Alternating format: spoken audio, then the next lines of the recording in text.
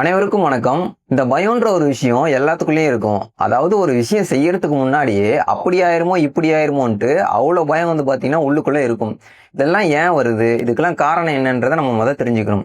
ஒரு குழந்தை பொறந்து வெளிய வரும்பொழுது, அந்த ஒரு டாக்டர் தொட்டு தூக்குவாங்க. அந்த ஸ்பரிசம் புதுசு அதுக்கு. அதுக்கப்புறம் சத்தம் கேட்கும். அந்த சத்தம் புதுசு. வெளிச்சம் அதிகமா வரும். அந்த வெளிச்சம் புதுசு. இப்படி எல்லாமே புதுசா இருக்கும் பொழுது, அந்த குழந்தை பார்த்தீங்கன்னா பயப்படும். முதல்ல நம்ம ஒரு குழந்தைக்கு கற்பிக்கப்படுற மறைமுக பாடமே பார்த்தீங்கன்னா, இந்த பயமா தான் இருக்கு. அந்த பயம் அந்த குழந்தையோட ஆழ் மனசுல தங்கி இருக்கும்.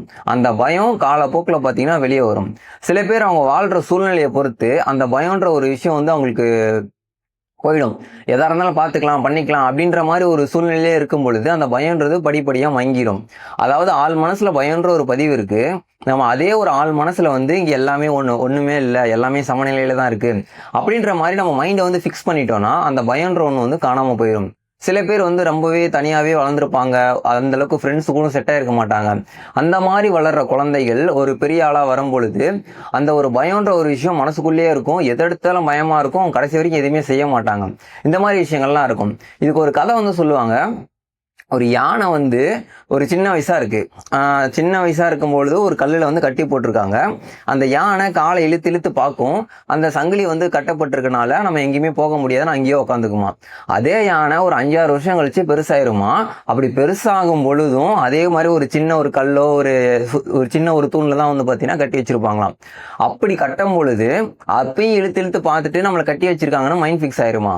ஆனா அதே யானை ஒரு பெரிய ராட்சச ஒரு மரங்களை கூட தூக்குற அளவுக்கு அந்த யானைக்கு அவ்வளவு பலம் இருக்கும். அந்த யானை நினைச்சதுன்னா காலை இப்படி இழுத்துச்சுன்னா அந்த சங்கிலியவே அத்துக்கிட்டு போற அளவுக்கு அந்த யானைக்கு பலம் இருக்கும். ஆனா அந்த யானை நமக்கு கட்டி போட்டிருக்காங்கன்னு சின்ன வயசுலயே மைண்ட்ல பழக்கிட்டாங்க. அப்படி பழக்கினால அந்த யானையினால அதுல இருந்து வெளியே வராம மாட்டிக்கும். இப்போ இதே தான். இது இப்போ வெளியிலேருந்து ஒரு ஆள் நம்மளை இப்படி மாற்றணுன்றதெல்லாம் இல்லை. நம்ம வீட்டில் இருக்க ஆளுங்களே போதும். உனக்கு இதெல்லாம் வராது இப்படியே சொல்லி சொல்லி சில பேருக்கு உண்மையிலேயே நமக்கு இதெல்லாம் வராதோ அப்படின்ற மாதிரிலாம் நினச்சிப்பாங்க.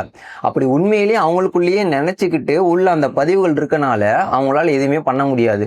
சரி, இந்த பயத்துலேருந்து எப்படி தான் வெளியே வருது அப்படின்னு பார்த்தீங்கன்னா, இந்த ஆள் மனசுல இருக்க பதிவை அழிக்கணும். ஆள் மனசுல ஒரு பதிவை பதிஞ்சிருச்சுன்னா நம்ம ஆள் மனசுல வேற ஒரு பதிவை போடணும். இங்க எல்லாமே சமநிலையில தான் இருக்கு, இங்க பிரம்மாண்டம்லாம் ஒண்ணுமே இல்லை, எதா இருந்தாலும் பார்த்துக்கலாம் அப்படின்ற மாதிரி ஒரு ஆள் மனசுல பதிவு வச்சிடணும். இதுக்கு தான் அஃப்ரிமேஷன் ஒன்று பார்த்தீங்கன்னா படிக்க வைப்பாங்க. காலங்காலத்தில் எந்திரிச்சோடனே நான் ஆரோக்கியமா இருக்கேன், நான் நல்லா இருக்கேன், அனைத்தையும் செய்து முடிக்கும் சர்வ வல்லமை எனக்குள் பொருந்தியுள்ளது, இந்த மாதிரிலாம் அஃப்ரிமேஷன்லாம் படிப்பாங்க. இப்படி எழுதி வச்சு படிக்கும் பொழுது நம்மளோட ஆள் மனசுல வேற ஒரு விஷயம் இருந்தா கூட அதெல்லாம் வெளியே போயிட்டு இந்த ஒரு விஷயம் பார்த்தீங்கன்னா நம்ம ஆள் மனசுல போயிட்டு பதிஞ்சிடும். இப்படி ஒரு விஷயம் பண்றதுனால அந்த பயத்தை உடைக்க முடியும். ரெண்டாவது, நம்ம சுயமா முடிவு எடுக்கணும். நம்மளே ஒரு விஷயத்த எப்படி அணுகிறது, அதாவது ஒரு சர்க்கிள் இல்லாம அந்த சர்க்கிளை விட்டு வெளியே நம்ம வாழ்க்கையில நம்ம செய்யற ஒவ்வொரு விஷயத்தையும் நம்மளே முடிவெடுத்து பண்ணும் பொழுது இந்த ஒரு பயத்தை பார்த்தீங்கன்னா உடைக்கலாம். ஒரு விஷயம் நம்ம பண்ண போறோம்னா அந்த விஷயத்துல உண்மையாலே நமக்கு நாலேஜ் இருந்ததுன்னா நிச்சயம் பயம் இருக்காது. கொஞ்சம் அப்படி இப்படி இருந்ததுன்னா நிச்சயமா பார்த்தீங்கன்னா பயம் இருக்கும். இப்போ எக்ஸாம்பிளுக்கு ஒருத்தருக்கு நீச்சலே தெரியல, தண்ணிக்குள்ள போனா பயமா இருக்கும். அந்த மாதிரி அவர் முன்னவே கற்பனை பண்ணிக்கிட்டு இருப்பாரு.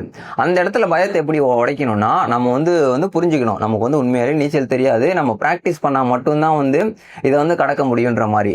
அந்த விஷயம் உண்மையாலே தெரியாட்டினா அந்த விஷயத்தை அப்படியே அக்செப்ட் பண்ணிட்டு நம்ம இதுக்கு கொஞ்சம் டைம் ஸ்பெண்ட் பண்ணணும். டைம் ஸ்பெண்ட் பண்ணி நமக்கு எது வரலையோ அந்த இடத்துல அதிக நேரம் டைம் ஸ்பெண்ட் பண்ணா மட்டும்தான் அந்த பயம் போகும் அப்படின்றதுலயும் நம்ம தெளிவா இருந்தா மட்டும்தான் அதை உடைச்சுக்கிட்டு நம்ம வெளியே வர முடியும்.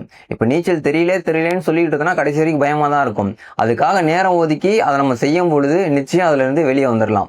அதுக்கப்புறம் உங்களை யாராச்சும் சில பேர் பாராட்டி இருப்பாங்க, என்னப்பா எவ்வளவு சூப்பரா பண்ற அப்படின்ற மாதிரி உங்களை யாராச்சும் பாராட்டி இருந்தாங்கன்னா அதை நீங்க ரிமைண்ட் பண்ணும் பொழுது மனம் நம்பிரும். ஓஹோ, நம்மளை ஆல்ரெடி பாராட்டி இருக்காங்க, நம்ம இது நல்லா தான் பண்ணுவோம் அப்படின்ற மாதிரி உங்களுக்குள்ளேயே ஒரு இந்த மனம் இதெல்லாம் மனதை ஏமாத்துற ஒரு விஷயம் தான். மனசை ஏமாத்தி நமக்கு சாதகமா பயன்படுத்துறதுக்காக தான் இவ்வளவு விஷயத்தை பார்த்தீங்கன்னா நம்ம பண்ணிக்கிட்டு இருக்கோம். சரி, இந்த பயத்துல இருந்து எப்படி வெளியே வர்றதுன்றத சிம்பிளா பார்க்கணும்னா, ஆள் மனசுல இருக்க பதிவு நீக்கணும். ரெண்டாவது, நம்ம சுயமா முடிவு எடுக்க கத்துக்கணும். மூணாவது, ஒரு விஷயத்தை அக்செப்ட் பண்ணிக்கிட்டு அதுக்கு நம்ம நேரம் செலவழிச்சா மட்டும்தான் இது கிளியர் ஆகுன்ற மாதிரி அதுலயும் நம்ம தெளிவா இருக்கணும். 4வது நம்ம வாங்கின ரிவார்ட்ஸை வந்து நம்ம நினச்சி பார்க்கும் பொழுது இந்த பயத்திலேருந்து நம்ம வெளியே வந்துடலாம். அடுத்து எந்த செயல் செஞ்சாலும் உள்ளுக்குள்ளே ஒரு நம்பிக்கை இருக்கும். அந்த செல்ஃப் கான்ஃபிடன்ஸ் இருக்கும் பொழுது நம்ம எல்லாத்தையும் தெளிவாக பண்ண முடியும். நன்றி.